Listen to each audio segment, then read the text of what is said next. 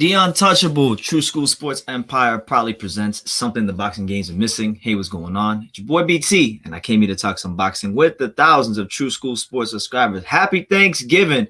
Happy Thanksgiving. Happy Turkey Day to everybody out there in the world. You know, it's your boy BT. Just wanted to say what's up to you guys and just talk a little boxing before we eat ourselves to sleep. I hope everybody's doing good wherever you're at in the world. You know, right now we in Las Vegas enjoying our Thanksgiving. Hopefully you're enjoying yours with your family, and hopefully you guys take today to think about what exactly it is you're thankful for in life. And if you try to think about as many things as possible to be thankful for that money can't buy. Don't think about material stuff. Think about things that money can't buy. Because a wise man once told me, he said, if you want to know how rich you are, count the amount of things on your hand that money can't buy, and you'll know how rich you are. So, yeah, man, right now for me, I'm in a very, very blessed position. I'm very happy with life. I can't really think of it. Honestly, I'll be honest with you guys. I can't really think of any time in my life where I've been more thankful for life than right now. So hopefully everybody can get to that place in their life where they're content and happy with what's going on. So, yeah, man. Let's talk some boxing. Anything y'all want to talk about? It's just a free discussion. I don't know how long I'm gonna be here because I might have to step out really, really soon. So if I get a call, end the live. But for as long as you guys have me here, it's whatever, free for all. Any questions you want, boxing related, life related, anything you want, we'll go ahead and talk about those things and answer those things. Shout out to my guy, Ordinary Pete. He says, happy Thanksgiving, BT, Pops, and everyone else. Absolutely, Ordinary Pete. I'm thankful for you. Thank you for you. Thank you for coming to these lives and always making them a very fun and interesting occasion. I really do appreciate your comments and all your feedback, Ordinary Pete. So, yeah, take care, man. God bless. Milky Way says, are you watching the O'Hara Davies fight tomorrow? I'm probably not going to watch it because tomorrow's my last day here in Vegas. So I'm going to be worried about, packing and going, getting on my plane and flying back home. So I'll probably miss it, but it's a good card. I know Badu Jack is on it, and I know there's a bunch of other people on the card. So I'll definitely check the results and see what happens. And if anything interesting happens enough, I'll probably do a video about it. But, good for O'Hara Davies to get back in the ring. He's taking on Ismael Barroso, veteran fighter, been around the block. So, not the worst fight in the world. Freddie React says, who do you got on Crowder versus Spence if it happens? And happy Thanksgiving. Listen, anybody who's talked to me about that fight, my answer has always been the same. You know me. We team Crawford over here. So, I got Terrence Crawford beating Spence. I just think he's got too many tools for Spence. He might be just as good of a southpaw as Spence, and he's not even really a southpaw. He's an orthodox fighter who can switch hip. I think Earl is good. I think that car crash did take something out of him, and I think Terrence is a better fighter all the way around the board. Mookie Way says Ismael Barroso has been pulled out of the fight. He did. Oh, my bad. I didn't know because I checked Boxrec a couple of days ago, and they said that Ismael Barroso was his opponent. So, my bad. But who's the replacement? Have they actually announced and went ahead and announced the replacement opponent? Yeah, that's right, Freddie. Team Crawford all day, baby. Team Crawford all day. I love me some Terrence Crawford, but yeah, man. Listen. There's so many things to be thankful for in life, and hopefully everybody just finds something to be thankful about in their life. Like for me, man, it's been 26 years on this earth. It's been not always the smoothest sailing, not always having things my way, but man, this year, I really feel like the last part of this year, this month coming up is all setting me up for what's going to be a big 2022. And you guys seen yesterday, you guys seen the last 2 days, you guys see the last 2 days. We had the Gervonta Davis media workout. We made our presence felt there. We had the Devin Haney workout yesterday. We definitely made our presence felt there. So it's just a teaser for what's gonna happen the rest of this year and then come 2022. Shout out to my guy Chance Dodson out there in Texas. He says, happy Thanksgiving, bro. I'm visiting family back in East Texas. Well, you be safe visiting your family. Have a great day, Chance. I really appreciate you and all the support you show me, man. I know me and you were supposed to meet at that Maurice Hooker Virgil Ortiz fight, and we were in the same section, but we just didn't cross paths, which is funny enough. But yeah, man, hopefully we'll cross paths soon. I don't know if you're gonna be in Texas for the Gilberto Ramirez versus Yuniesi Gonzalez fight in San Antonio, but I'm gonna be at that fight. So if you're gonna be at that fight, I would love to meet you there. Karma Serene. I don't want to butcher your last name, but Karma. She says, "Happy Thanksgiving, BT. Happy Thanksgiving to you. Good to see you as always." He said it's just a nobody or her. Okay, well, hey, at least he's active. You know, the most important thing for fighters that people overlook sometimes, regardless of the opponent, regardless of the opposition, is, you know, just being match fit. Because when you have ring rust, when you're not afforded the opportunity to fight regularly, the thing that suffers the most for a fighter is their timing. And that's why you gotta, you know, that's why there's such a premium on being active. You know what I'm saying? But listen, let them questions come in. If y'all got any questions for me, anything y'all want to talk about, let me know. Let me know where you're watching the live from. Let me know what city, what state, what continent, and let me know in the comments. Since this is the Thanksgiving live, let me know something you're thankful for. Give me one thing in your life that you're thankful for in the comments too. For me, I'll let you guys know one thing I'm thankful for. I'm thankful for you guys. I'm thankful for the viewers of this channel that come here regularly. I would say that's probably one of the most things I'm thankful for in my life. Really, it's probably my top five favorite things I'm thankful for is you guys, is the viewers of the channel. And then I'm thankful for, obviously, my father, who has been a great guidance to me in my life, you know, and he continues to be a great guidance to me in my life. So just a lot of things to be thankful for. I could be here for 10 hours if I named everything I'm thankful for. But hey, you know what? I'm gonna tell you guys something. I'm gonna tell you guys something that I am thankful for. You know, let's go to screen share. So I'm gonna show you guys one thing I'm really thankful for. All right, so go to screen share, right? Boom. All right, so we got the screen share going. All right, here we go. So look, one thing I'm thankful for, guys, and this may come as a surprise to some of you, but one thing that I'm very thankful for is this right here. Man, right here. Hold on, let me show you guys. I'm thankful for this right here. So the reports came out. Canelo Alvarez and Caleb Plant took the VADA drug test for the undisputed fight, and it's turned out that Caleb Plant and Canelo Alvarez have passed their drug test. So I would say, as far as boxing is concerned, I know I don't like Canelo, but one thing I am thankful for is that he passed his drug test, because, you know, there's been times in the past where Canelo didn't pass drug tests, where he was doing some shady things, where you know, hey, his integrity and his you know, approach to the sport was to be called into question. So the fact that Canelo Alvarez has went ahead and he signed up with the VADA testing and passed the test, you know, hey, good for him. Good for him. God bless him. God bless his family. God bless all the Canelo fans that come to the channel, because there's a lot of questions about whether he has whether he's a clean fighter. And, you know, to his credit, he's been a very heavily tested fighter since the whole clenbuterol scandal. So, you know, hey, you can't hold the mistakes of people past them. You can't hold the mistakes of people over their heads forever. It's good to see Canelo Alvarez being a clean fighter. Well, what do y'all think? What do y'all think? That's just one thing I wanted to say I was thankful for. See, Teofimo versus Kambosos. I feel like Kambosos is trying to act like McGregor. I don't know if anyone felt the same way. Nah, he's not acting like Conor. He's acting like himself. George, right? Like, I've never met George, but I know a lot of people because he trains in my area.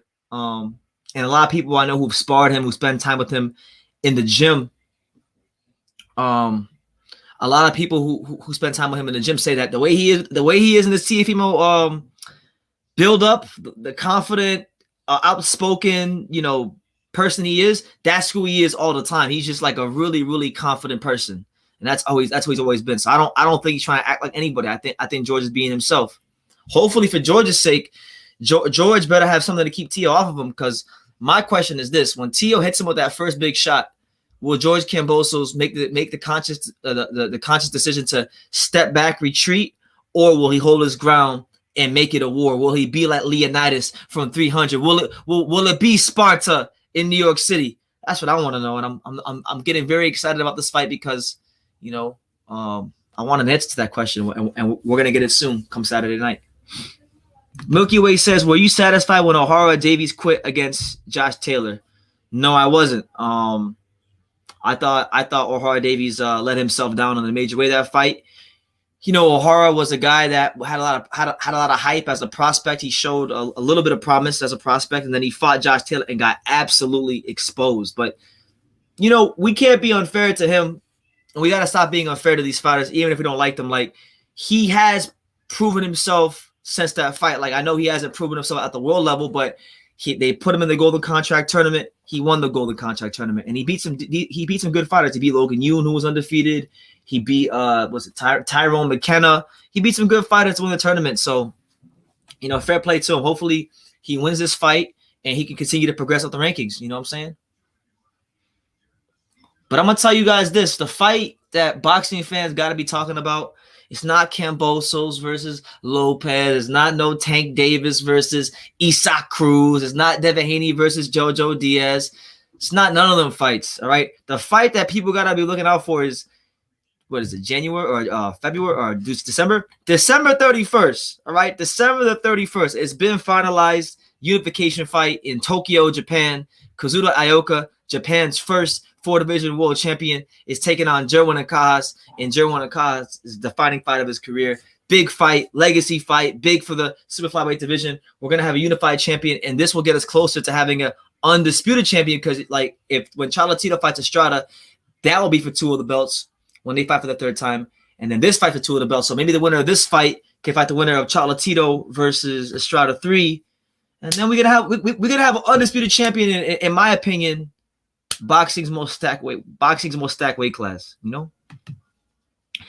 King Hassan, what's good, champ? Good to see you. He says, happy Thanksgiving, BT in the chat. Devin Haney said he knew Teofimo since Gordo. LOL. Teofimo's from Florida. Why does he claim Brooklyn? Because, okay, he was, let me give you the rundown. So Teofimo was born in Brooklyn, very young. I mean, he was born there, right? But he came to Florida when he was super young, and he learned to box in Florida. So when Devin says Teo's from Florida, he's talking about Teofimo the boxer, not Teofimo the person, but Teofimo the boxer, because Teofimo the boxer is from Florida. He is from South Florida. Go to your history. Go on Google. You can go on Google right now. Go on Google right now and type in Teofimo Lopez, Davey Powell, and you'll find newspaper articles from before he was even a pro about him training at the Davey Powell. That's why he said that. And anybody who really knows Teo knows that in the South Florida amateur boxing community, and this is how I know Devin knew Teo. Teofimo wasn't called Teofimo, and nobody called him Teo. He was known as Gordo. Everybody calls him Gordo. If you go to gyms in South Florida, people who knew Teo when he was this big, they don't even call him Teo. They call him Gordo. So that's why he said that. People who are really in the know, people who really know Teofimo, people who have really followed his career and know him, his background, they know that, yeah, okay, his dad may be from Brooklyn and he may have spent about 5 minutes there, but when it comes to the place that made him who he is today, who we know him to be, it wasn't Brooklyn, it was South Florida. It was gyms like Davey Powell, it was gyms all across the Tri-County area of South Florida. So yeah, man, that's why he said that. Puro Sir Central says, salute True School Sports in the chat. Salute to you, champ. Good to see you. Jordan Gooder says, salute BT. Happy Thanksgiving. Happy Thanksgiving to you, Jordan. Always a pleasure to see you in the comments. Did you see O'Hara Davies diss Jack Catterall in the press conference? No, I haven't. Bro, listen, guys, I don't know if y'all noticed, but like I've been so busy going from gym to gym. Tank Davis one day, Devin the next. Like I'm just now catching up with the boxing news. You know, I'm just finding stuff out now. So if he dissed him, no, I didn't see it. What did he say in particular?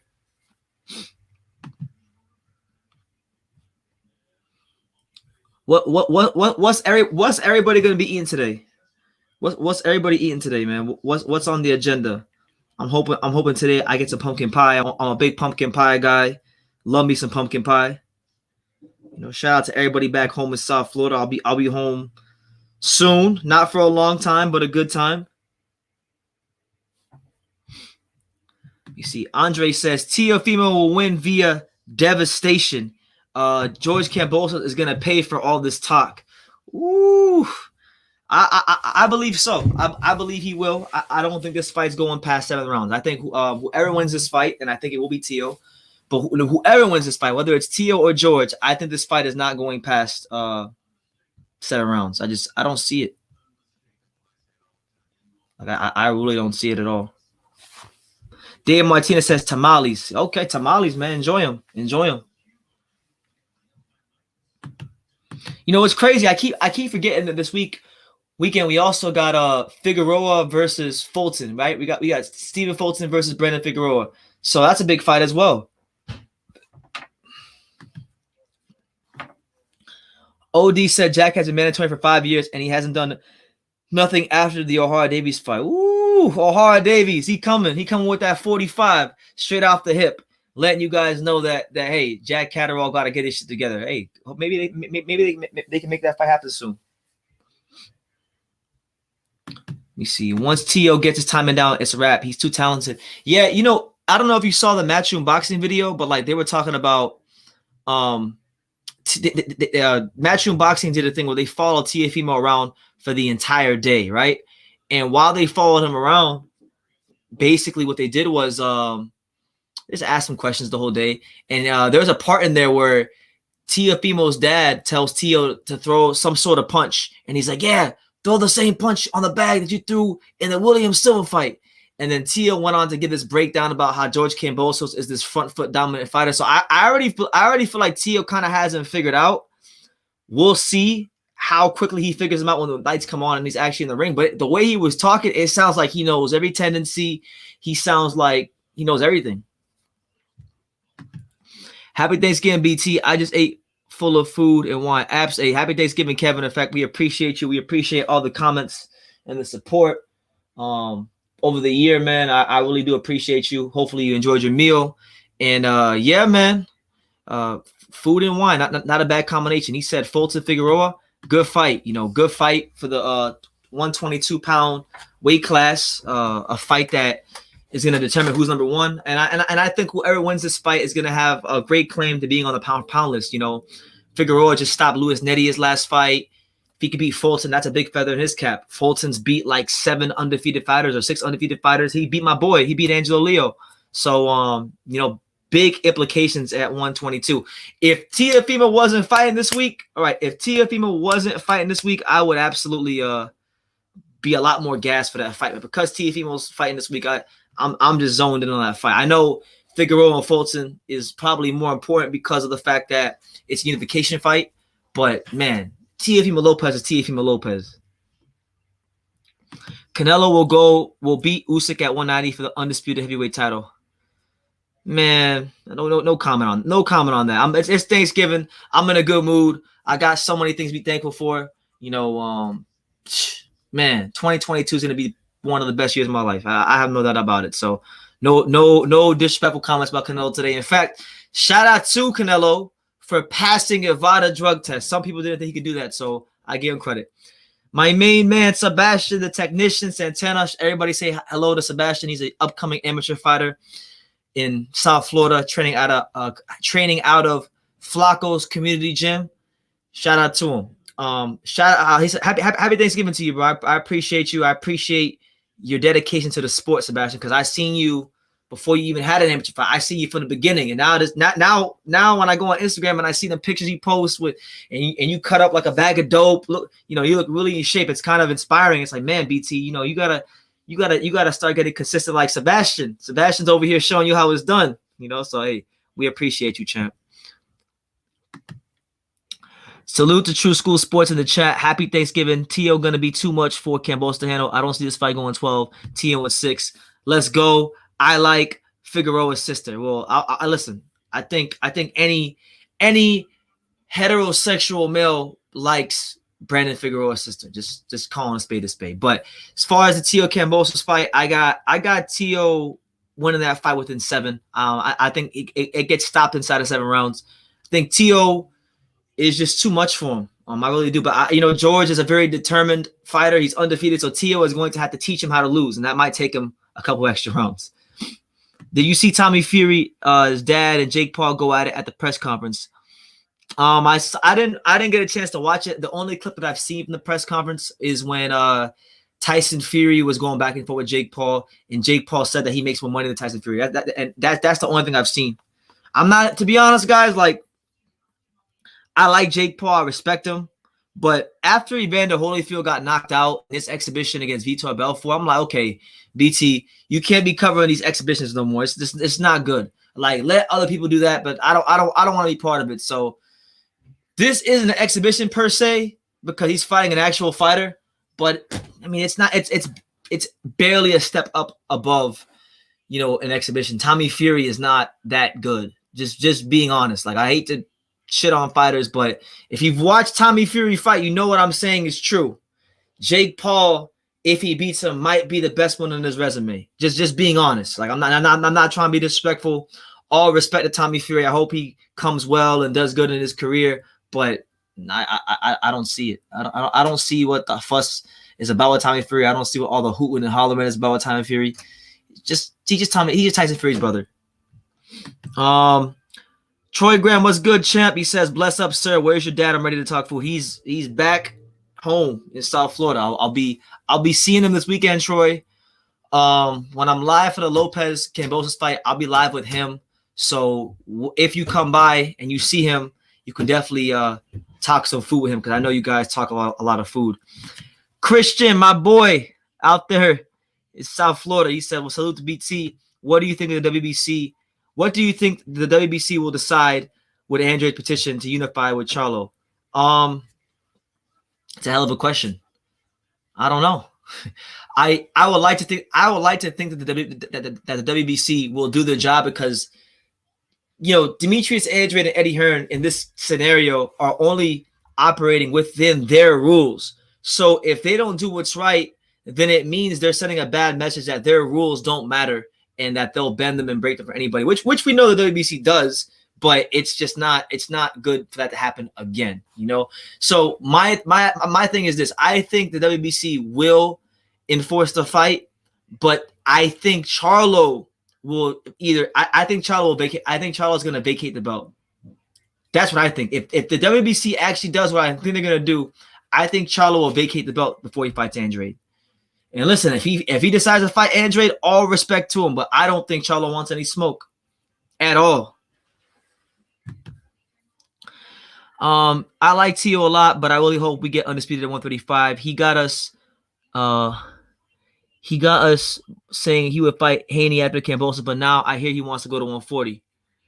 He's been wanting to go to 140 since before he even fought Loma. Anybody who's been following Tio knows that he was having a problem. He was having problems making weight before even the Loma fight. He's a big guy. He's a wide dude for 135. He's killing himself. You can see it in his face.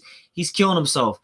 And truthfully, look, even if he does go to 140, if people want to say it's a duck, I asked a question yesterday. You guys saw it. It's all over the internet. It's on my channel. It's on Fight Hype. It's everywhere. Okay, we took over the whole Devin Haney media workout yesterday. All right, we were the star of the show as far as media is concerned.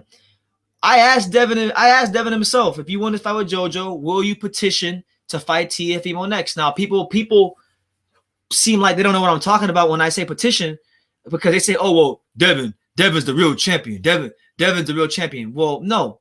This is not like Andrade versus Charlo where, Andrade is the outright WBO champion and Charlo is the outright WBC champion. There's a lot of confusion. The WBC has muddied up the waters. So you kind of got to treat Lopez and Haney as like the super champion and regular champion because that's what it is.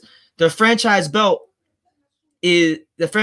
supersedes the champion of that weight class. So if a fighter is in your weight class and he won the belt and they franchise him, that means that he is above whoever the champion is in that weight class. So Mauricio Sulaiman has already gone on record. If you go, there's interviews out there. There's interviews out there of Mauricio Sulaiman saying that if Devin wants to fight, he can petition to get the fight next. So when Bill and Devin look at me like I'm speaking Mandarin or Chinese, it's like it's not a welcome sign. So even if Tio goes to 140, it doesn't even matter because Devin won't even petition to get the fight. Do you believe it is a good idea to have Charlo Castaño rematch at Houston, Texas Who do you see winning and why? Salute from the Space City, Texas. Keep grinding, bro. Hey, shout out to you, Alex. We appreciate you. Well, if my memory is correct, they didn't have the first fight in Houston. They had the first fight in San Antonio. So, yeah, correct me if I'm wrong, but go. I'm pretty sure it was in San Antonio. Listen, man, boxing's a business. I think Charlo will win the fight. I think towards the end of that fight, he kind of figured out Castaño's timing. He was able to hurt him. He got used to the pressure. I think he'll do what he did in the back half of that fight earlier this fight, and I think he'll beat Castaño this time. But man, Castaño should be the undisputed champion right now, and they took it from him. Let me see. Hi, bro. Aaron here from Aaron. Hi, bro. Aaron from Emsworth. As Tio says, New York City, Florida.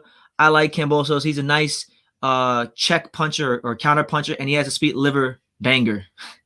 I like your terms. I like your vernacular. He said liver banger and check puncher. I like that. Kambosos is good. He's determined. You know, I don't think this fight's gonna be as much of a blowout as people think. I think Tia will stop him, but I think George is gonna give a good account of himself. I think after this fight, win, lose, or draw, I feel like people are gonna say, you know what, George lost his fight, but we want to see him in some other fights. We want to see him against, you know, the other guys in the weight class, because I think he'll put on that kind of a performance before he gets stopped. Boo Boo can revive Eddie's career if he beats Charlo. Yeah, Eddie Hearn's been having a bad luck of the draw recently. You know, Eddie Hearn, Kiko Martinez absolutely folded up Kid Galahad. You know, the lovely, equally talented Alicia Bumgarner folded up Terry Harper with one of the best straight right hands of the entire year. So it's been a tough luck. It's been a tough luck of the draw for Eddie Hearn, but you got a point. Hopefully it can happen, because look, I'll tell you this: if the fight happens, Boo Boo is not losing to no damn Charlo. Boo Boo is not losing to no Charlo. Charlo's got a really good. He has an above average jab, an average right hand, and average power. Not average power, but like, I'm gonna say on a scale of 1 to 10, his power is like, he's not an elite puncher, but he's an above average puncher. So he's an above average puncher, above average jab, but like the right hand is average at 60. It's an average punch for him. It's not a factor in the fight. And even if it is, Boo Boo's gonna take it from him. They need to petition for that fight. Good inside BT. Yeah, man. Like, that's why I asked the question. A lot of people are saying, oh, well, we don't understand why True School's asking for the petition. Well, I'm asking for the petition because it's a relevant question. Suleiman, like that, like, I like Bill. God bless Bill. Bill apparently watches the channel. Bill might even be watching right now. So Bill, if you're watching, shout out to you. But like, I had a good conversation with Bill Haney yesterday. Like, he really watches this channel. Like, he was telling me things about my channel you'd only know if you watch my channel. So I got nothing but love for Bill, but I gotta keep it real with Bill. Like, if you really want the fight, man, like, there's no reason to do all this hooting and hollering. Like, all this energy you're directing my way, you should be directing Suleiman's way. And I've watched the interviews with that Bill Haney's done with Suleiman. He not keeping that same energy. He's stuttering.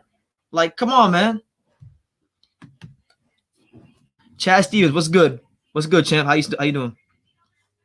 Good to see you. Kevin Effect, he's in love. He loves him some Alicia Bumgarner. I can't blame him. She's a lovely woman.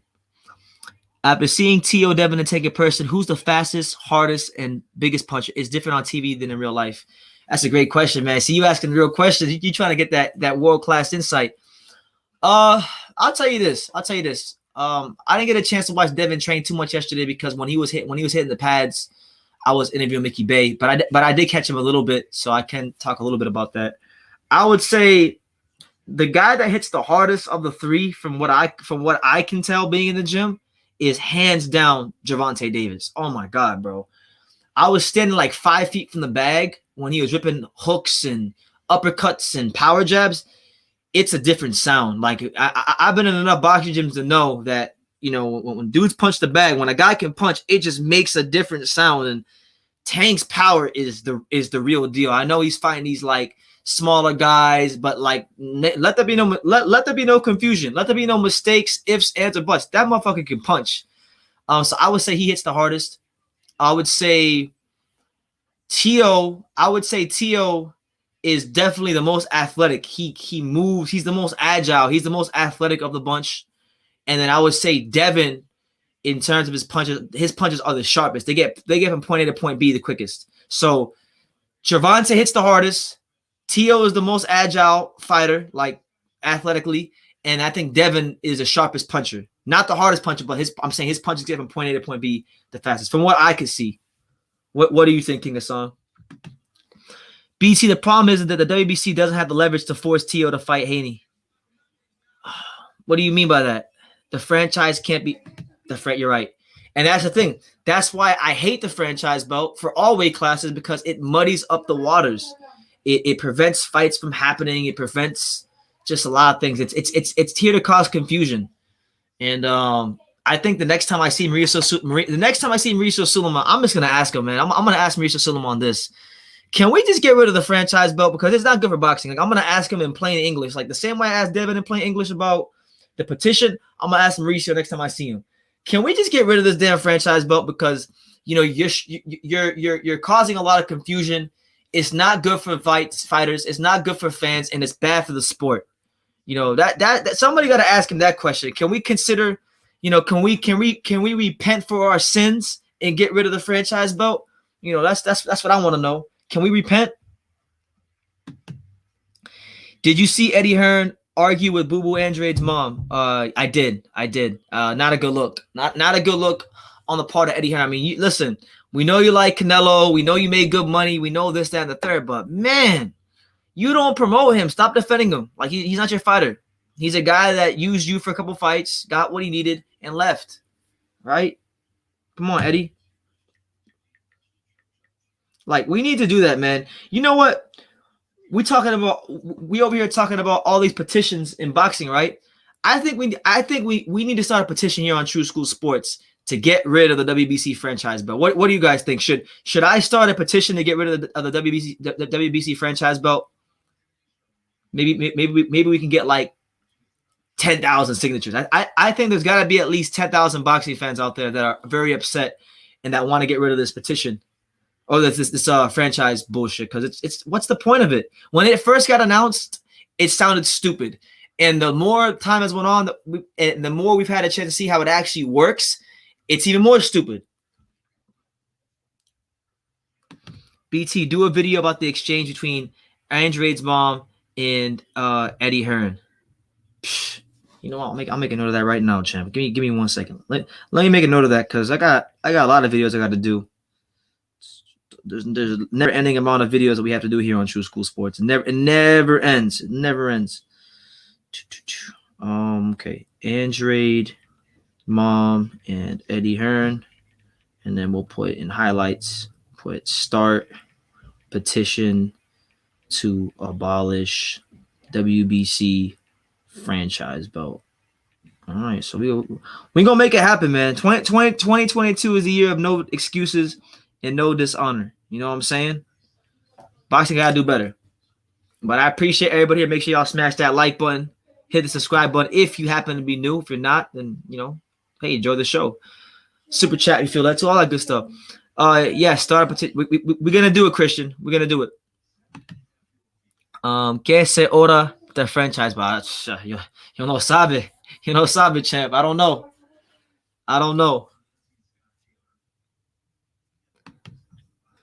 Because it's been bad. Like, it's been bad for fighters. It's not good, because the franchise belt, it allows fighters to be divas, and then they can maneuver and cherry pick, and then you can simultaneously screw up two weight classes at the same damn time. It's not good. It's not good.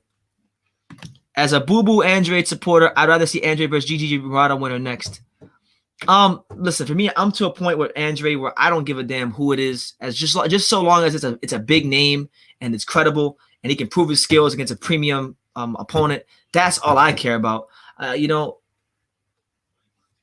Because I'm sick of everybody talking shit like they think they can beat Demetrius Andrade. We know GGG can't beat Andrade. We know Murata can't beat Andrade. We know Johnny Alnukoli can't beat Andrade. We know Canelo can't beat Andrade. We know Jaime Munguia can't beat Andrade. And we damn sure know that Charlo and Benavidez can't beat Andrade.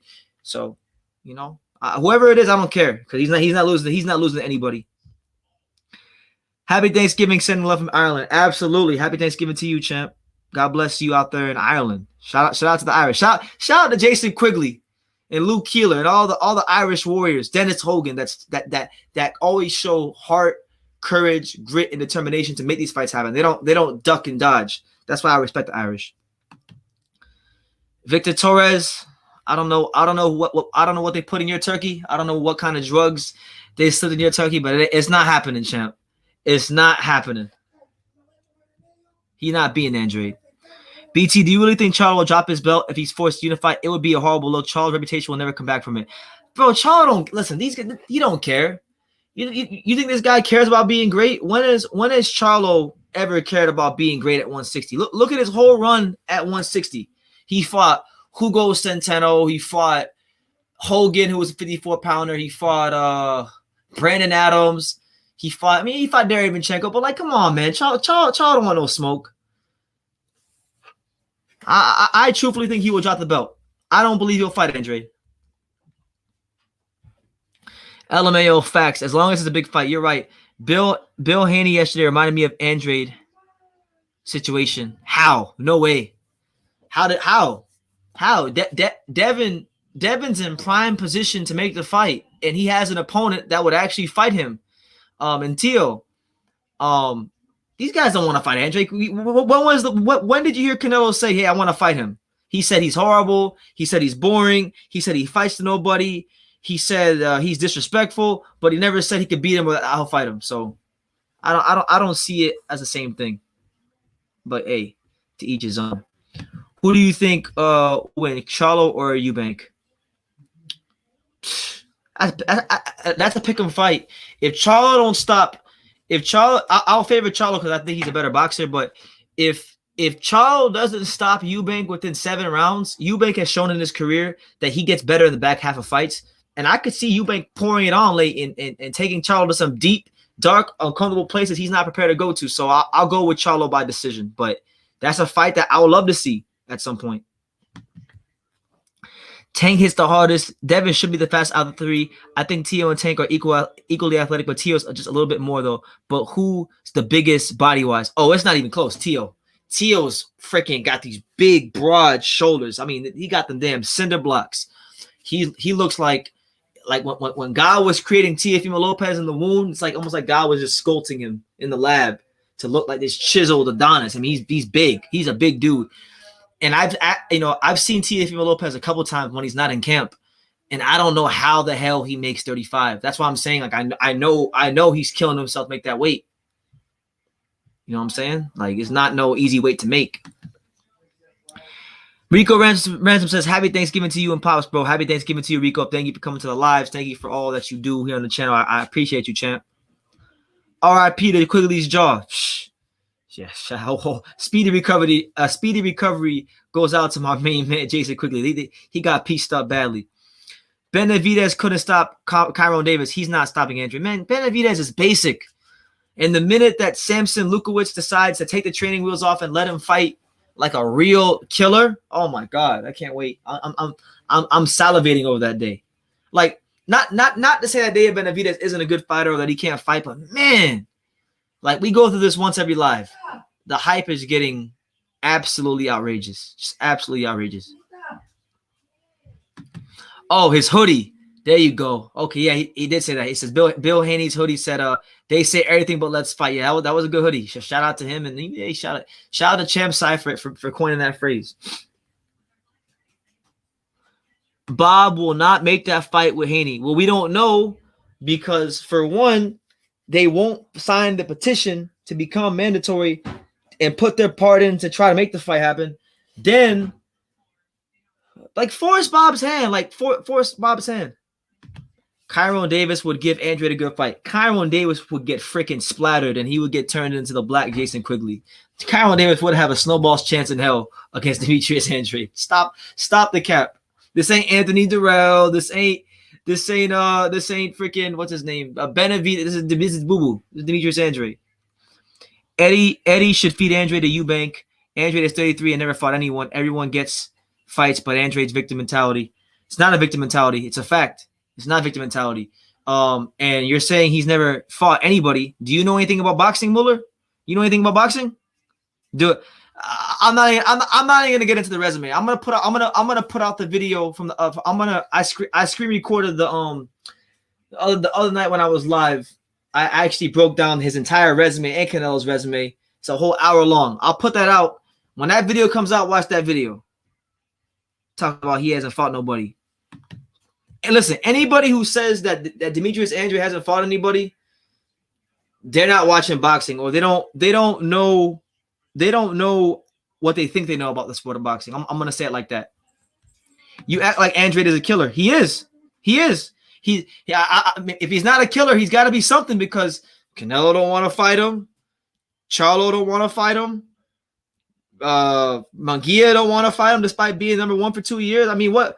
I'm only going what's in front of me. He's clearly there's something about him in that boxing ring that makes these guys not feel comfortable in their skills, not feel competent or confident enough in their skills to try to fight him. You're delusional, kid. No, I'm not delusional. I know what I'm watching. You're delusional. You're over here talking about David Benavidez, a motherfucker whose best win is, what's his best win? Gavril? Who's Gavril? You guys complain about, people like you who complain about Andrade winning a vacant title against Vadas Martirosyan, but then you celebrate Benavidez getting a split decision with Ronald Gavril, a club fighter, a Samstown fighter. Don't get me fired about Thanksgiving, champ. I'm trying to be peaceful today. Rapstar Boxing. Oh, shout out to Rapstar. Make sure everybody go subscribe to my main man, Rapstar Boxing Knowledge, my brother out there in the UK. Hope you're doing good, my friend. Yeah, God bless. Yeah, when Andre hits people, that shit sounds like gunshots. You know, this ain't freaking. He doesn't have anything anyone wants. So answer this question for me. If he doesn't have anything anybody wants, you're saying that a world title doesn't mean anything. Is that what you're saying? Being a world champion doesn't mean shit in boxing? Say yes or no. Does being a world champion mean something in boxing? Yes or no? It's funny. Everybody talks all this world championship, but then when it comes to Andre being a world champion, it don't mean anything anymore. Okay, we see how you guys operate. We see what you guys value.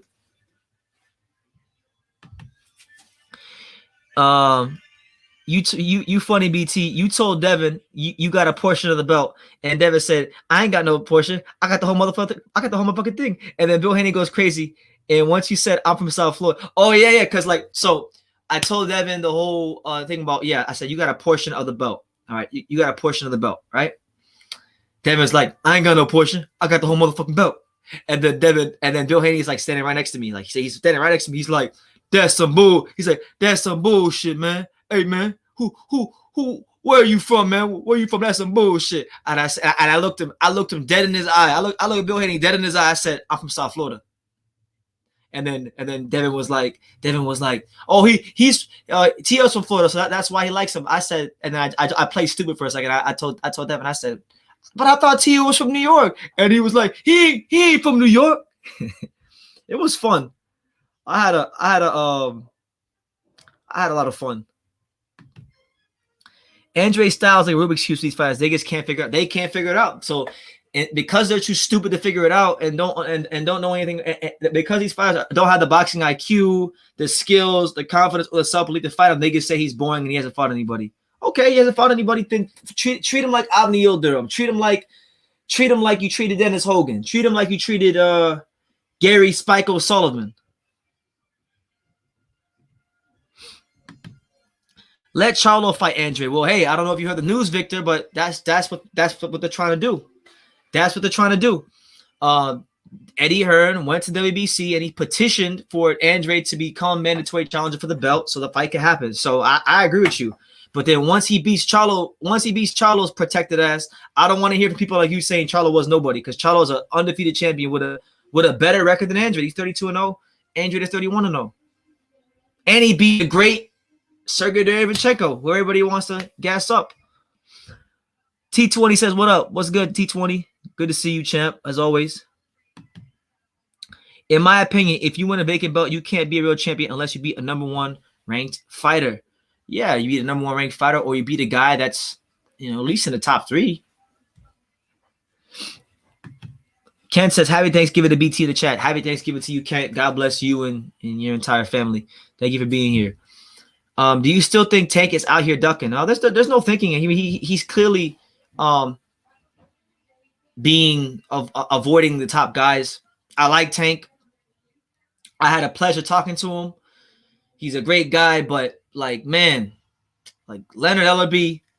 You know what? I can't even blame Tank. Let me take the focus off Tank because I don't think it's Tank's fault. Because if you go and you watch, if you go and you watch Tank's fight, or not Tank's fight, my video with Tank where I was talking to him while he was hitting the bag, he literally said, you know, I want to fight all these guys, but it's the promoters. He actually said that in plain English. He actually said it's the promoters. It's not me. It's the promoters. I want to fight these guys, and you know what? I believe him.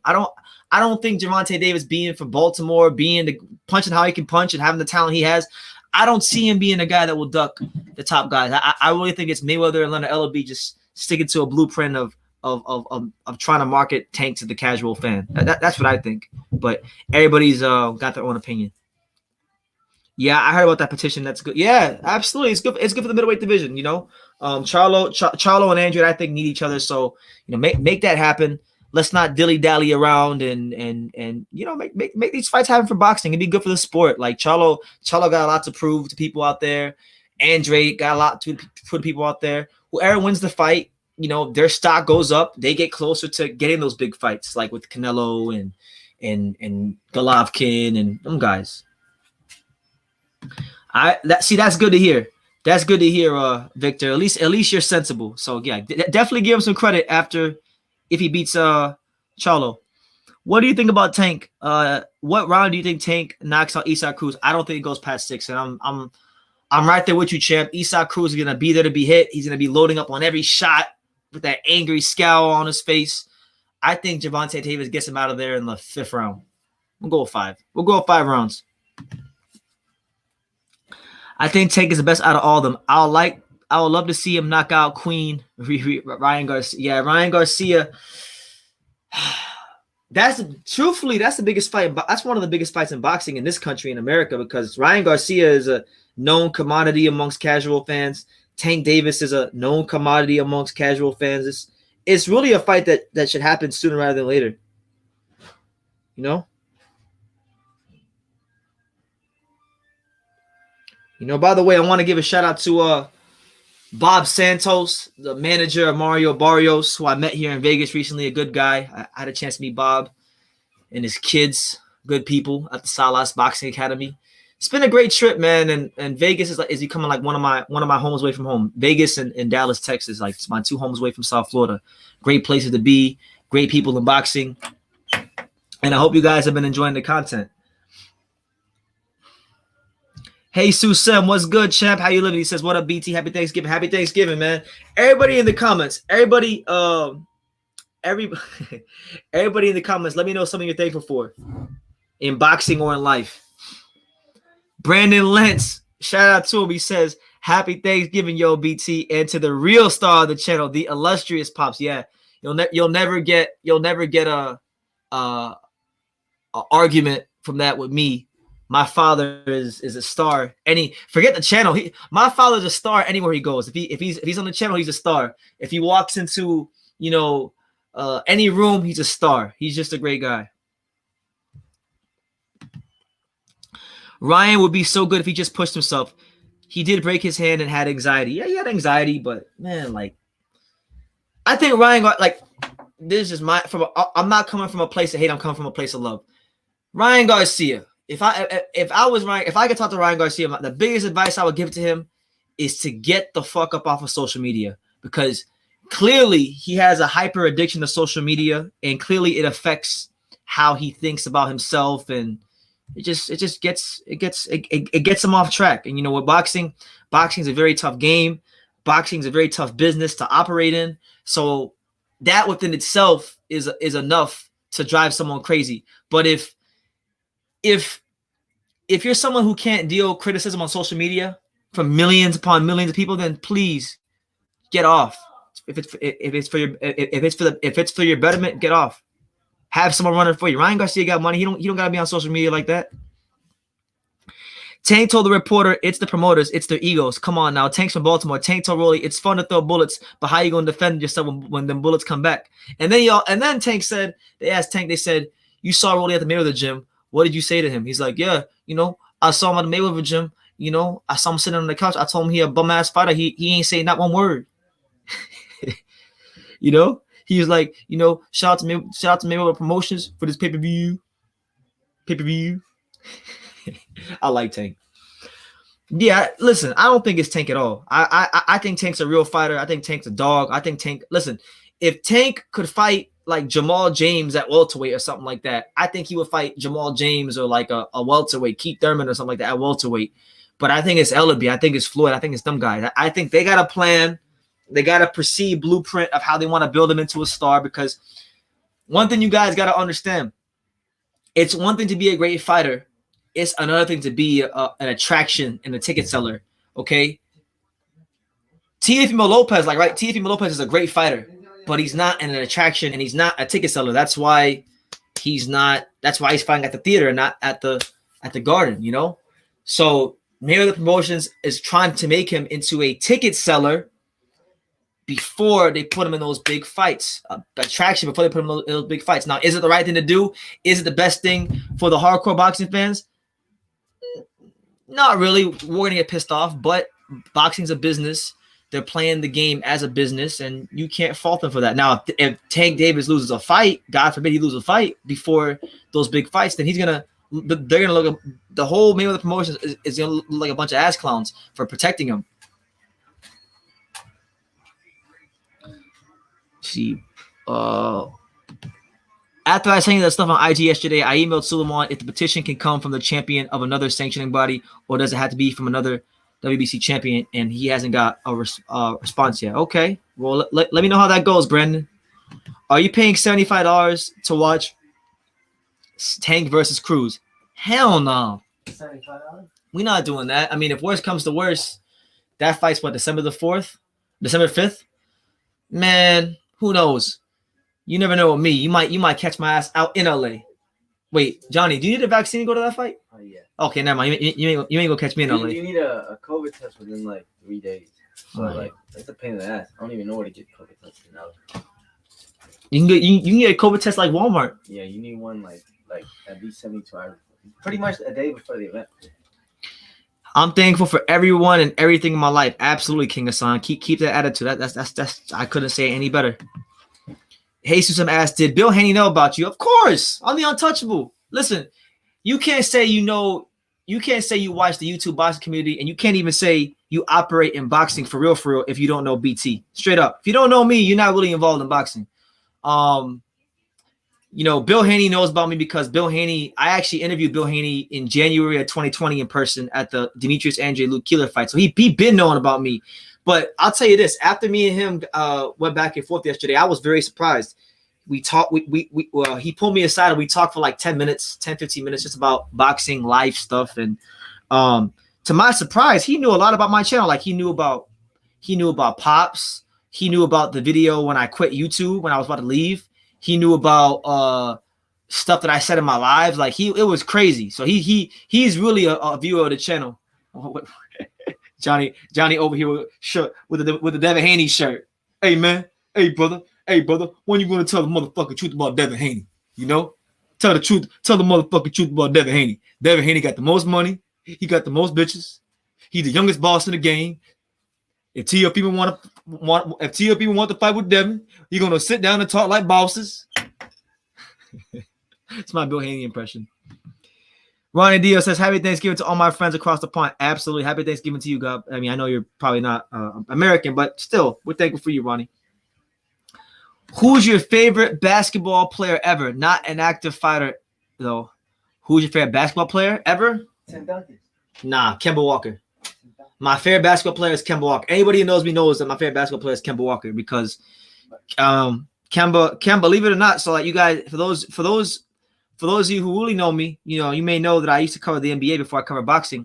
And the fun fact, my favorite player on my favorite team for the longest time was Kemba Walker when he was on the Hornets and the Bobcats.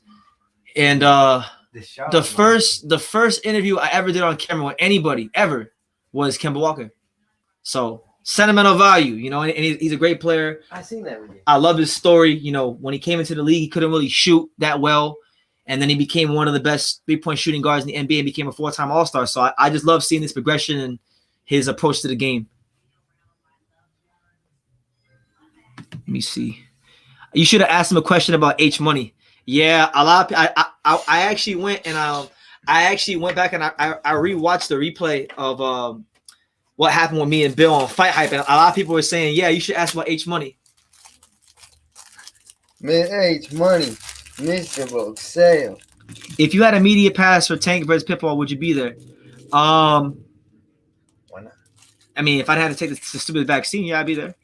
Oh shit, man. American Dragon says, American Dragon.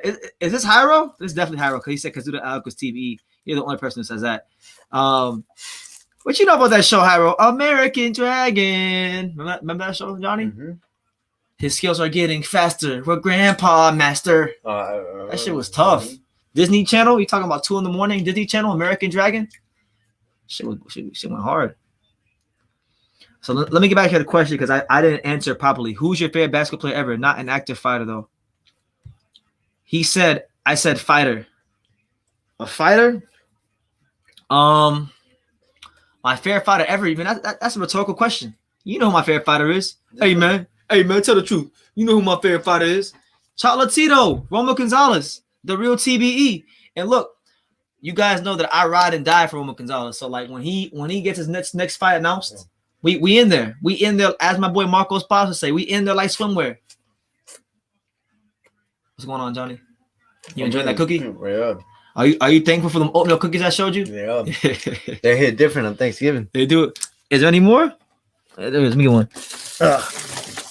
Man, we some fat asses, bro. There were 36 of these, and we ran through all of them. We said. Kevin Effect says, shout out to Kemba. He made it. Shout out to Kemba. He made me a fan at UConn in the epic run at the NCAA tournament. Absolutely. BT said, tell the truth. Tell the truth. Hey, motherfucker, tell the motherfucking truth about Devin Haney. The youngest boss in the game. I'm rewatching the series on Disney Plus, and me and Shakur have missed BT. We thought you went Hollywood. No, I haven't went Hollywood. And listen, if you say I went Hollywood, the only Hollywood you should be talking about is Hollywood, Florida, the one right next to Dania Beach. That's the only Hollywood that I'll ever go. We ain't going to Hollywood, California. We going to Hollywood, Florida on your ass. And if you go to certain parts of Hollywood, Florida, it's not the nicest place in certain parts. Certain parts are really very, very nice. I mean, there's some streets in Hollywood that feel like Beverly Hills, but then you go to certain parts of Hollywood and it ain't so nice. So, you know, shout out to Hollywood, Florida. Nah, man, I just been busy, guys. I just been busy running around. I was with Sean Santel yesterday. Me and him hung out yesterday after the media workout. And then now I'm just enjoying my Thanksgiving, enjoying my last full day here in Las Vegas. Then I'm going back home for like 3 or 4 days, and I'm taking my ass right back here for the Devin Haney fight. Tell the truth about Devin. Tell the truth. Hey, man, we know who you are. You True School Sports. Tell the motherfucking truth about Devin Haney. I'm sorry, guys. I ate it all around just to leave this part. Yeah. BT, don't mind me. I'm gonna blame the wine. I meant to say, who is your favorite basketball retired? Man, you drunk. You drunk off some wine? My favorite retired basketball player, I would say, is it's a toss-up. It's either Eddie Jones or Allen Iverson. And Tim Duncan. Eddie Jones, Tim Duncan, and Allen Iverson. Them 3 right there. What you know about Eddie Jones? The first basketball jersey I ever bought was Eddie Jones. The real number 6 in the Miami Heat, not LeBron James. UNLV. Fuck LeBron James. UNLV. Huh? UNLV. No, that's Larry Johnson. What do you know about Eddie Jones? You over here saying, what do I know about Eddie Jones? What do you know about Eddie Jones? He played for UNLV. Eddie Jones played for freaking Temple. Well, who's the one that played for? And you know where Eddie Jones is from? South Florida. Blanche Ely High School. Exposed. You know Eddie Jones once dropped 100 points in a high school game? He did? Yeah. So he's like LaMelo Ball? He was like Will Chamberlain in high school. He's like a mini LaMelo Ball? No, he's better than in high school. He was better than LaMelo Ball. He was way better. Ball, give me and Shakur a call. We got a lot to say. The AM is a drag in the house. You wouldn't know about American Dragon. You grew up watching Even Stevens. I did watch American Dragon. I watched American Dragon. We watched Even Stevens. We watched Even Stevens. We watched freaking Lizzie McGuire. We watched all them shows. What are you talking about? Kevin affects his respect. Shout out to you. You need to go to New York and cover Teofimo getting knocked out. He's not getting knocked out. But it'd be crazy. What's your favorite area in Hollywood, Florida? My favorite area in Hollywood, Florida is this. So there's this street in Hollywood, Florida called Harrison Street. So when you go to Hollywood,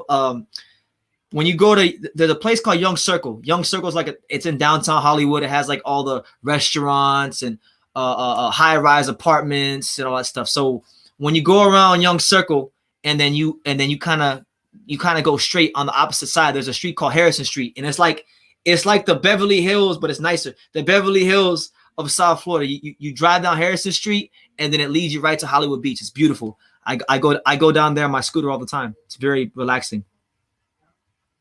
Eddie Jones is a Laker. Eddie Jones was a Laker.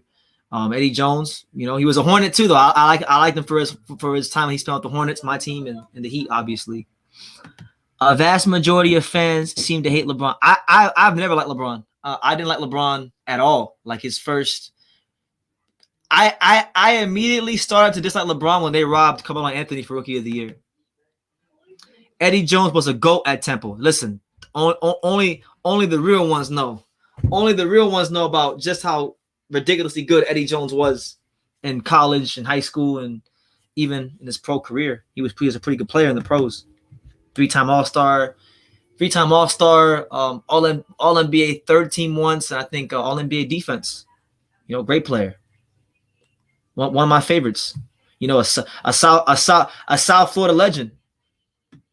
Pompano Beach, stand up. Carmelo did get robbed for Rookie of the Year. He did. It's not even a question. Eddie Jones was a lockdown two guard. He was, and I feel like if Eddie Jones, if there was a way I could take the prime Eddie Jones and put him in the modern NBA, I feel like he would have been like one of those players that got like $150 million, those $120 million contracts. He would have been like a 6-7-time All-Star. He was just a bit ahead of his time, because if you look at the NBA now, like with all these 3-and-D wing defenders, Eddie Jones was like that, but in the 90s. But basketball was different. There wasn't so much an emphasis on this positionless basketball where the wing players are constantly switching and all this stuff. He would have killed it in this NBA. He would have been perfect. $100 million player. Easily. BT, do you remember Zach and Cody? BT, you claim you don't watch TV, but you watch the best years. Listen, I was watching TV. I was watching TV back then, man. Freaking Zach and Cody, Speed Life of Zach and Cody, American Dragon, Danny Phantom, freaking Rocket Power. As Told by Ginger, Fairly Odd Parents. What else? Freaking Little Bill, Franklin. What other cartoons did we watch? Foster's Home for Imaginary Friends, But Ugly Martians. What you know about that, Hyro? You don't know about them. You don't know about them shows. When I was a kid, I used to watch them shows like crazy. Facts.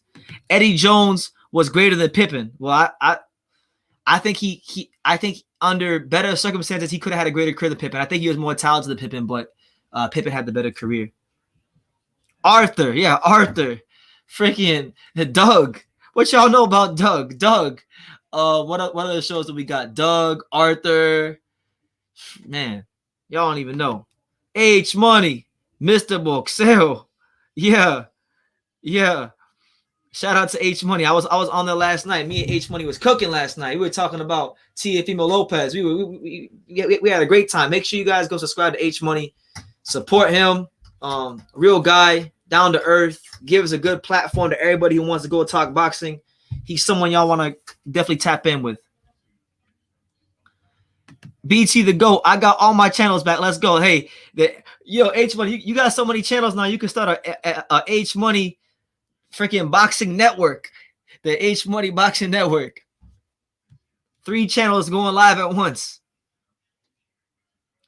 Why does Plant always put on that hood accent on Canelo? I don't know, man, but he pissed me off because he was like a hood country dude. Like he was on his Bubba Sparks shit, being a hood country dude during the press conference, right? But then when it got to the 9th round or 10th round, he was like, I respect her skills. That shit pissed me off. And I was going for Caleb Plant, but that shit really pissed me off. I respect her skills. What are you talking about? Doug, My shit. Not that whack ass Disney version though. Yeah, Doug was the truth. Doug, Recess, that Jackie Chan cartoon. Man, they don't make these shows like they used to. Drake and Josh. Can Marcus Brown upset Arthur in Canada on the 18th? Absolutely. I mean, I don't think he's going to, but he can. He's got the skills to do it. BT, the Lakers traded Eddie Jones for Glenn Rice. They did. They traded Eddie Jones for Glenn Rice, right? Because no, Eddie Jones got traded to the Hornets, right? Because that's right, he did. Yeah, because Alonzo Mourning got traded from the Hornets to the Heat. The Hornets got Glenn Rice. Glenn Rice was an all-star, won the All-Star Game MVP. Then Glenn Rice got traded to the Lakers. You're right. And then Eddie Jones went to the Hornets. Eddie Jones had the best year of his career that 1 year at the Hornets. I think he made the All-NBA team. Started in the All-Star game. And then the Heat traded like the whole kitchen sink for him because he wanted to come back home and play in South Florida. Thankful today that young boxers appear that they want to fight and not be businessmen. Sometimes. No, they did not train Eddie Jones for Glenn Rice. Yeah, that didn't sound right. But hey, it is what it is. Jesus says he wants me to do the H Money impression. Absolutely. What's going on? It's your boy H Money, Mr. DAZN. We in the building. Let's get it. Devin Haney's ducking Teofimo Lopez. He's ducking Teofimo Lopez. BT from True School Sports asked Bill Haney, will you sign the petition? And Bill said, we ain't going to sign the petition. Bill Haney, you a bitch. No, I'm joking. I'm joking. That's H Money when he gets animated. Rocket Power, Angry Beavers. Yeah. Dan Morrell's only guy that beats Canelo, in my opinion. Benavidez gives him hell, though. I like Dan Morrell. I'm gonna hold my horse on that one, though. But I like Dan Morrell. Plant had that tough guy act on before the fight, but during and after, all that tough guy stuff went out the window. Yeah, pissed me off. He could have really won that fight, in my opinion, if he would have kept that same energy. But under the lights is different, and he gave a good account of himself. He got some fans from that fight. People are going to be interested in Caleb Plant because of that fight whenever he fights again. But that whole, I'm pretty good for 21-0, right? I respect your skills. This is a good fight right here. That shit was corny. Like, pissed me off. The Yankees want Starling Marte. Can he be the next Robinson Cano? No, he's a bit too young to be the next Robinson Cano. Why has H Money turned his back on Bill Haney? I thought his channel was Haney Promotions. Nah, you late to the party, champ. Muhammad Ali once said, a man that sees the world the same at 20 as he did at 26, or 26 as the way he did at 20, has wasted 6 years of his life. So there have been some things that have happened between them that has forced H Money to change, and H Money has come. He's seen the light. He was once lost, but now he's found. He's repented for his sins, and now he's on the Teofimo Lopez side. But listen, all jokes aside, I like Devin. I like Tio. Hopefully, the boxing fans get this fight, because this fight is good for boxing. We need that fight to happen sooner rather than later. Plant is done. He didn't throw more than 2 punches. Guys see that shit now. Nah, he's not done, and he didn't just throw more than 2 punches. In fact, there were a lot of rounds where he was beating Canelo, outboxing him. BT, have you ever seen Tio so hostile towards an opponent like this? Dude once put Kambosos in a casket. Probably, I haven't seen him this hostile since he fought Diego Magdaleno, because Diego Magdaleno said something negative about Honduras, and he took offense to that. So, yeah. Part of me feels like Caleb took a dive. Now, listen, I'm not gonna speak on that. I don't wanna just sound like a hater, so I'm just gonna give Canelo his credit. But it is what it is. It didn't look like Caleb Plant was trying to win, in my opinion. Not late in the fight, but early in the fight he was. Canelo was missing a lot of shots. A lot of people, he broke him down later on, but he was missing a lot of shots too. But what are your thoughts on the Kenny Porter stoppage? I think he did what he thought was best for his son. I didn't agree with it, but if there was reason to believe that he should have stopped the fight due to preparation in camp, it's not for me to say. I just didn't like how he threw him under the bus. But hey, it is what it is.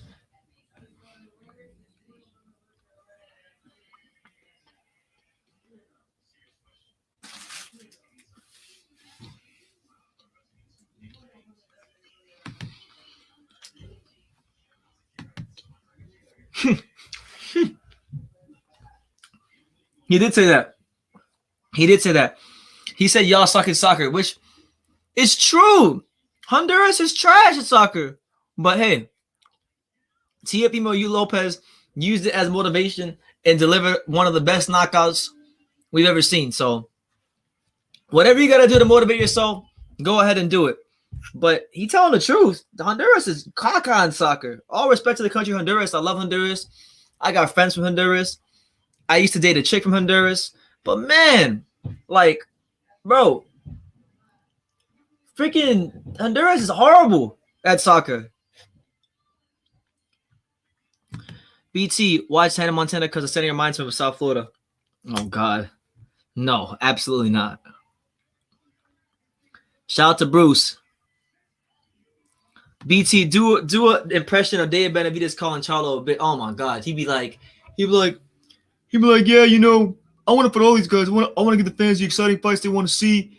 You know, Charlo's a fucking pussy. You know, he said I had to take a vaccine to fight him. I told him I'd take the vaccine. He doesn't want to fight me because he's a pussy. He knows I'll put him in the hospital. Same thing like Caleb Plant.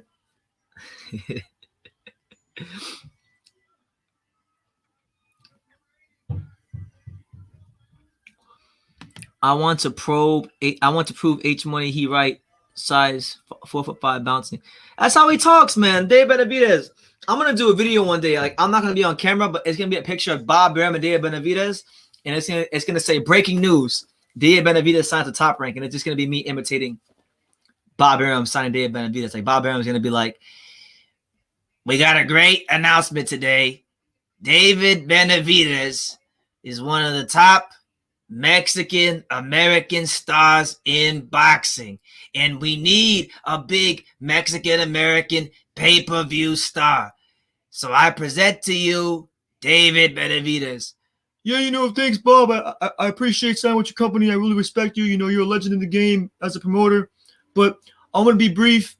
You know, I want to fight all these guys. I want to fight all the top fights. I want to fight the fights the fans want to see. You know, Caleb Plant says my name over and over again, but everybody knows he's a pussy. I'll put him in the hospital. Same thing with Charlo. Charlo would said he would get the vaccine. You know, I'm gonna do that. I'm gonna do a whole video like that one day. Usam the fanboy killer was a good champ. He says, I used to like Teofimo Lopez and predicted he would beat Loma, but I think both guys are ducking the fight. He needs to be humbled. Just claiming Brooklyn instead of Florida is corny. That's what listen. Say no more. Say no more. Anybody who's been to Brooklyn and who's been to South Florida knows it's better to be from South Florida. All respect to everybody from Brooklyn. BT, do an impression a day. Yeah, I did it already. We need more impressions. Start shooting them off. Can you do Nestor Gibbs? Let me see. I never tried Nestor Gibbs. How does he go? He goes, it's like boxingvoice.com here. And I can't do him. It's like, what did he say? Will Mauricio Suleiman, does Devin have to petition? I can't do his voice. But I'm gonna work on that one. I'm gonna come back, and when I get it down, I'll let you know. Prime Mayweather versus Crawford. Who would win, and how well would they do with both Sugar Ray and Leonard era? I think to be honest, I think both of them would do well. I know that sounds crazy, but I feel like Crawford knows how to use his range and his distance, and he's longer and taller than most of those guys, apart from Hearn. CONCACAF is the weakest region in all of soccer, all rigged for Mexico and the U.S., so both countries can make the World Cup every year. Well, correct me if I'm wrong, Usam. Isn't Canada like number one in CONCACAF right now?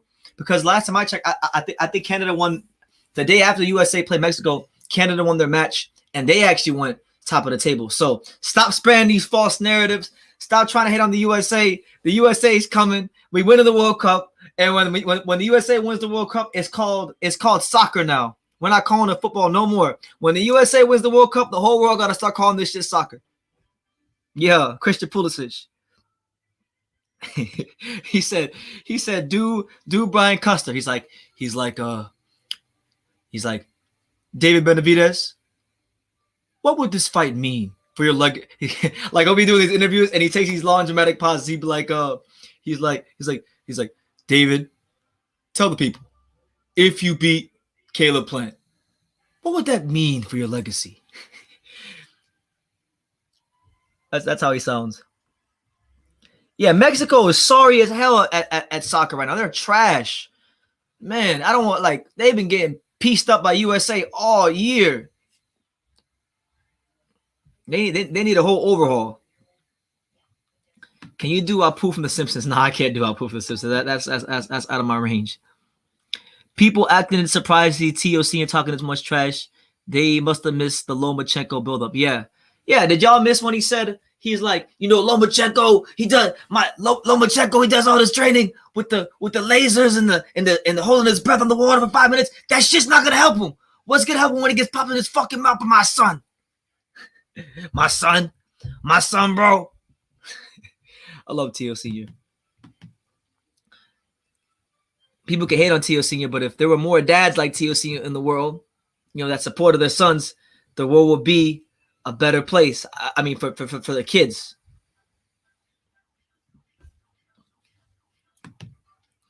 My roots are from Morocco. We stomp every country in CONCACAF, but I'm proud being Canadian, and this Canadian team is the best team we've ever had. But CONCACAF is still the WBC of soccer. Shit, USA run CONCACAF. USA run soccer. USA winning the World Cup. Argentina and Germany and France better watch out. We coming. We're gonna smoke when we see them.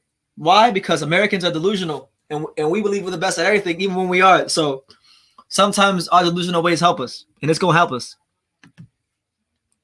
No wonder the Canelo fans worship him. Soccer is the only sport they play, and they're bad at it. Oh my God, is it the only sport they play and they're bad at it? Let me see. They're not good at soccer right now. They've had some good baseball players over the years, so I think the Mexican baseball team does pretty good in the WBC, in the World Baseball Classic. So, Mexico's solid in baseball. I actually think Mexico is better in baseball than they are in soccer. Way better. It's not even close.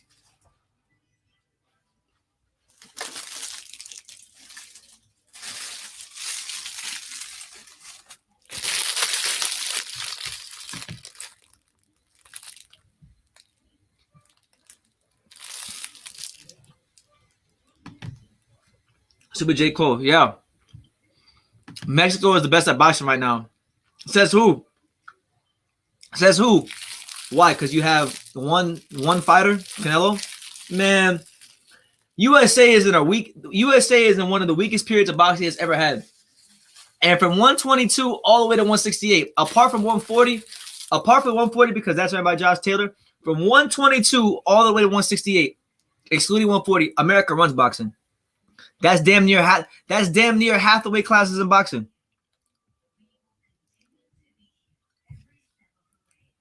And a lot of the Mexican fighters are ducking the Americans. Like Shakur is ducking.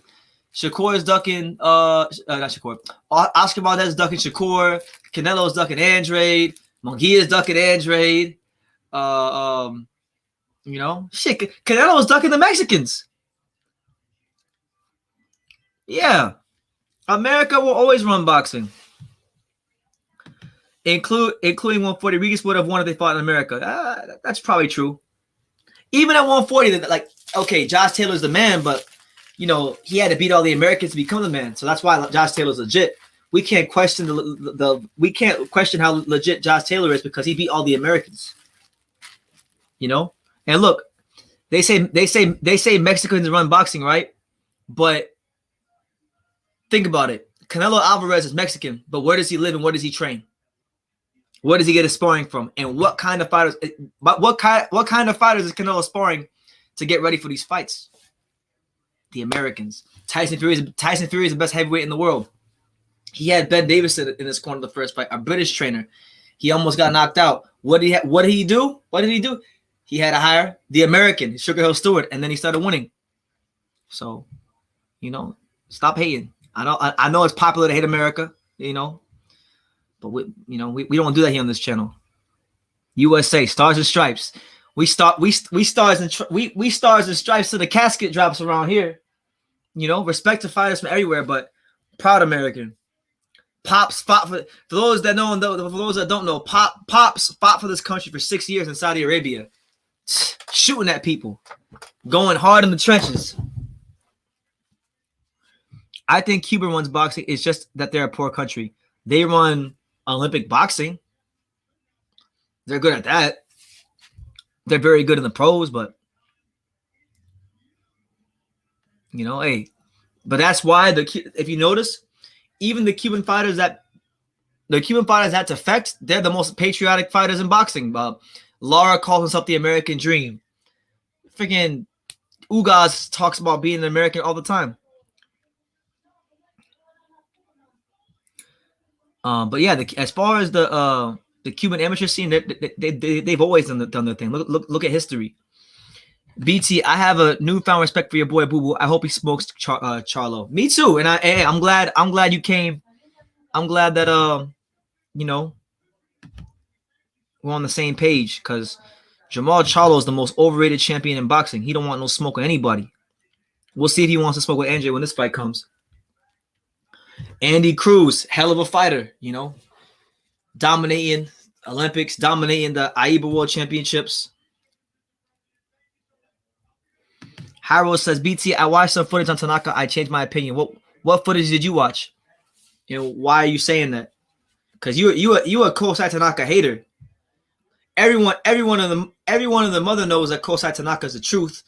And because Kazuda Ioka beat the shit out of him the way he did, that makes Kazuda Ioka more of the truth. But Kosai Tanaka can fight. And all you do is hate, Harold. You hate.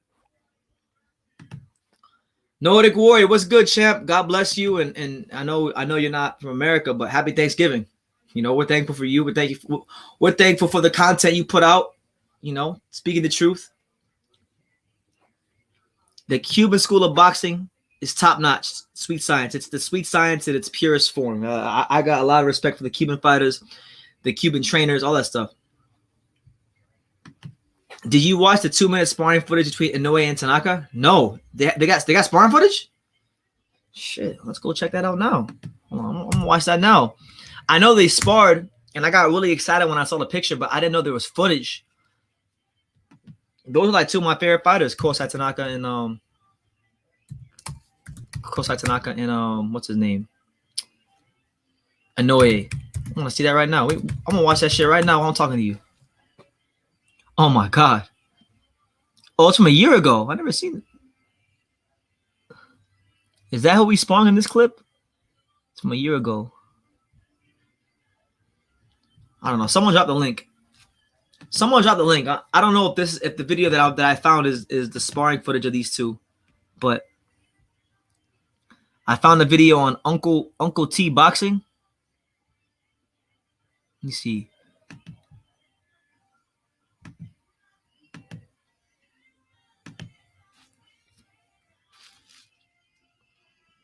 Nah, this ain't Kosai Tanaka. Nah, where can I find it? Can someone direct me where I can find that sparring footage? I want to see it now.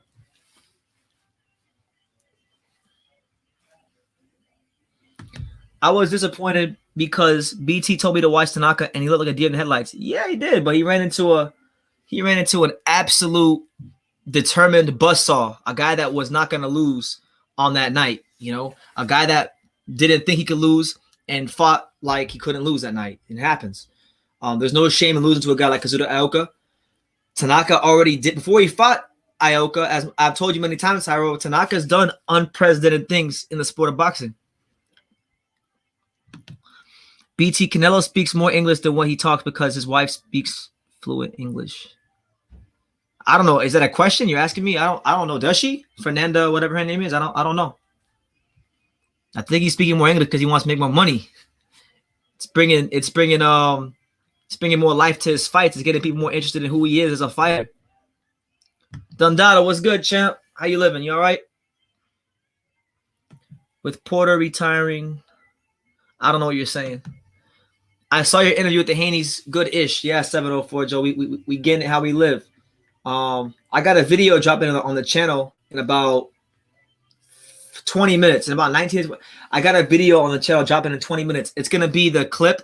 So when I interviewed Tio, right? When I interviewed Tio like 2 weeks ago, Teo, in my interview with him, said that Devin Haney had to petition. So I have the clip of Teofimo talking about Devin Haney petitioning when I interviewed him, and then I have the response to me asking them about the petition yesterday, and it's all going to be in one video. It's dropping at the top. It's dropping at the top of the hour. So if y'all want to see that, go check it out when it drops.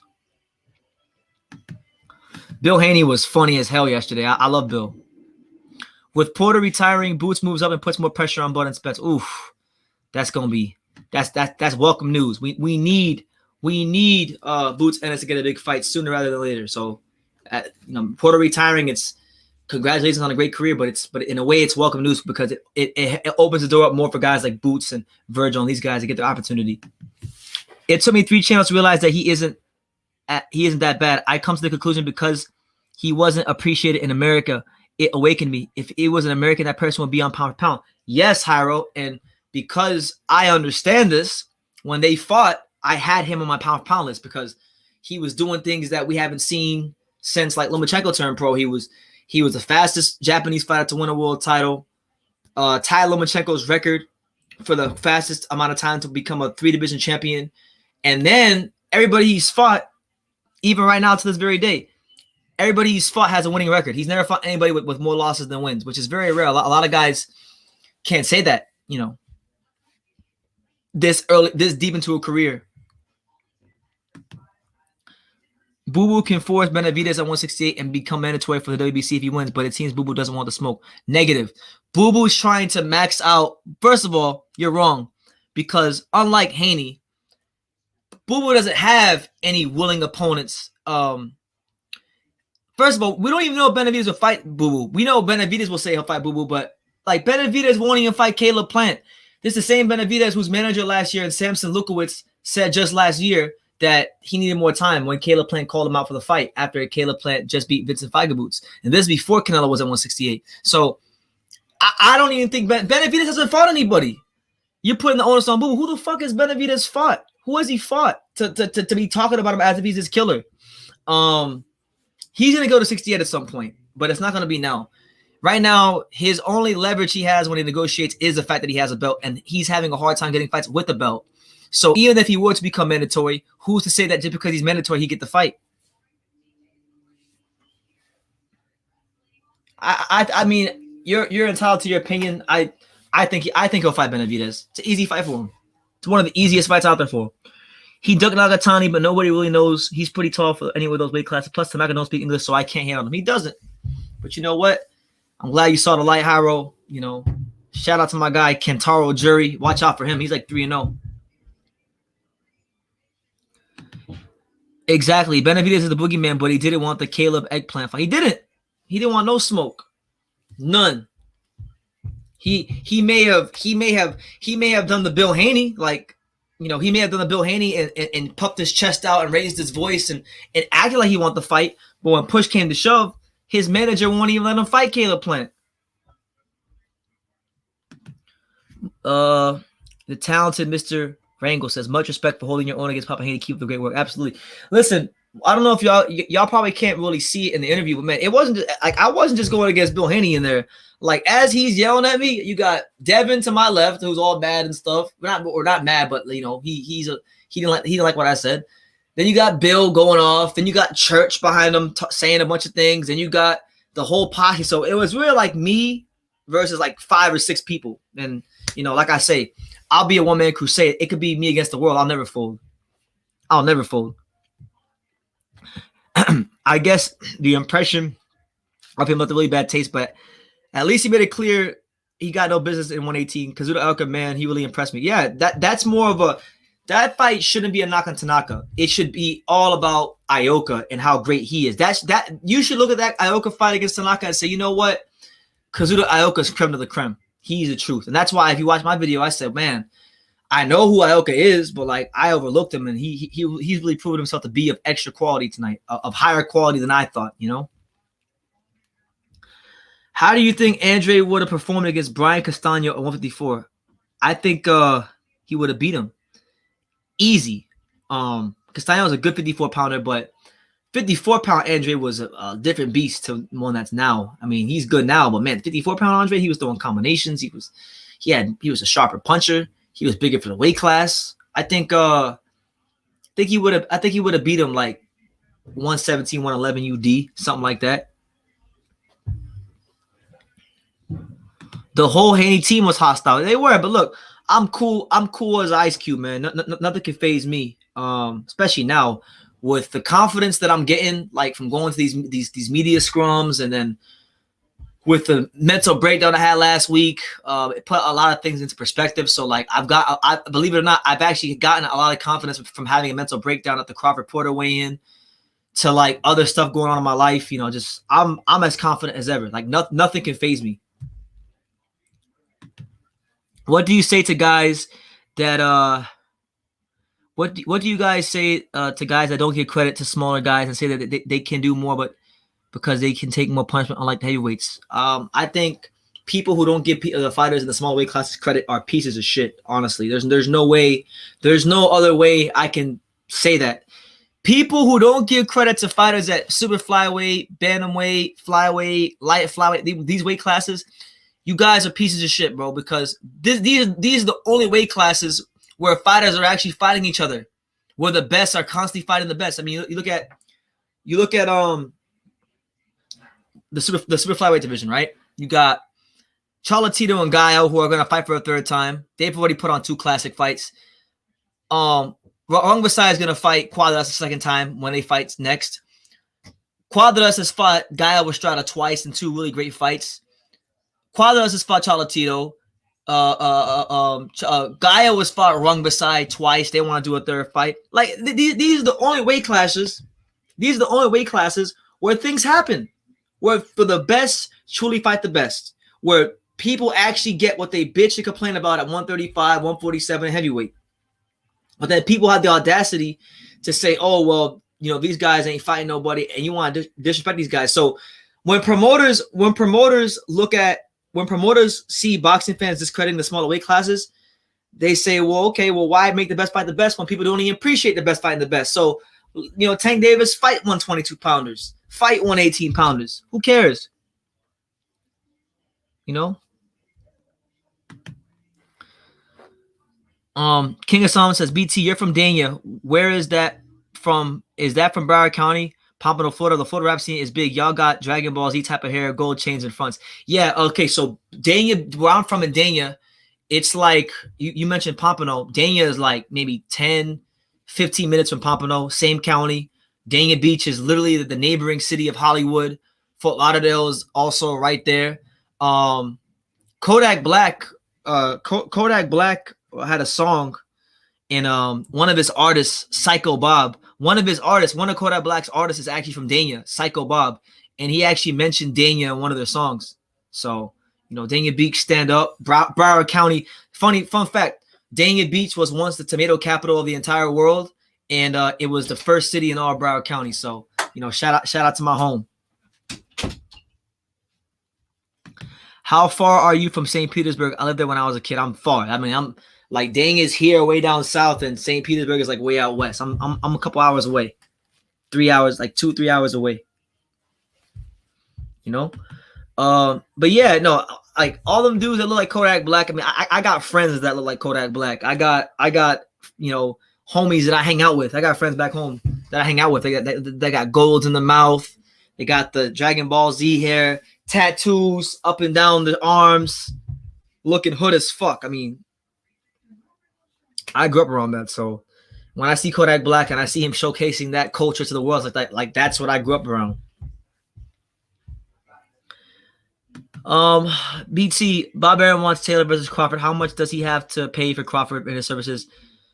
And I don't know, man. I think Terrence has just moved past Bob. Like it's like, you know, it's like when you're with a woman. Like, you know, sometimes it's great at first and you have some great times, but then sometimes there's an expiration date and you got to move forward with your life and your career. And I feel like Terrence has got to move. He's moving forward with his life and his career. So yeah. I don't think he's coming back to Top Rank. Them days is over. Them days is over. You feel me? By the way, I don't know if anybody's here from Texas, but I've been saying this in all my lives. Next month, I'm going to be in Texas. I'm going to be in San Antonio for the Gilberto Ramirez versus Yuniesky Gonzalez fight. So for any viewers in the Texas area, San Antonio, I'm going to be there live in the flesh to support my to support Nisa Estrada, you know, and to cover some boxing.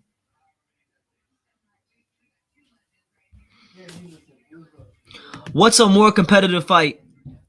That's a good question. Fulton versus Figueroa or Ioka versus Cajas? I have no man. That's a good question. I actually think the Ioka versus Cajas fight is a more competitive fight because I feel like even though Ioka's on good form, I believe in Cajas is the younger, hungrier fighter. So I think I'm favoring Ioka to win, but it's a hell of a fight, and I think that's the most competitive fight left on the schedule for the rest of the year. That's a more competitive fight than any of these lightweight fights. That's a more competitive fight than Golovkin versus Murata. That's a more competitive fight than Yuniesky Gonzalez versus Gilberto Ramirez. That's the most competitive fight left. If you want to be all the way honest. Bob Arum is on his last leg as promoter-wise. Todd DeBuff is more open to crossing the street with other promoters. Yeah, because you listen, with boxing needs to make money. Like it's a business. Like you can't keep everything in house if it's losing you money. Gotta humble yourself. Humility. Humility is the key to anything in life. You want to be successful, stay humble. Doesn't mean don't have confidence. It just doesn't mean don't try to execute your plan. But damn, sometimes you gotta say, you know what? I'm doing things the wrong way. You know? But look, guys, on that note, I'm gonna go BT, are you one of them bitches? Hey man, tell the motherfucking truth about them. Hey, I was just talking about them bitches in the grass. Are you one of them bitches? All right then. I thought you was on some other bullshit. Bill Haiti, man. BT, he said that's his favorite video. Yeah, that's a great video. It's a classic. It's a classic, man. But listen, on that note, guys, I just wanted to say what's up. I wanted to talk to you guys and just wish you guys a happy Thanksgiving. Let you guys know that I'm very thankful for everything you guys have done for me on the channel. Hopefully, I've done some good things for you guys this year with the content we're putting out. And yeah, with that being said, I'm gonna get up off here. But you guys have a great Thanksgiving. Enjoy it with your families. Enjoy the great food. Take some time today. Get alone. Reflect on the things you're thankful for in life that you can't buy with money.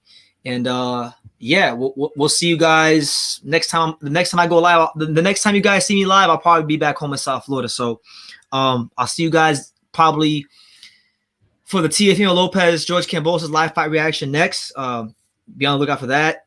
Definitely, take time to watch that. And yeah, you guys take care. God bless. And like I say in every single one of these videos, you can love me or you can hate me, but I'm just a kid from Daniel. So until next time, take care, guys.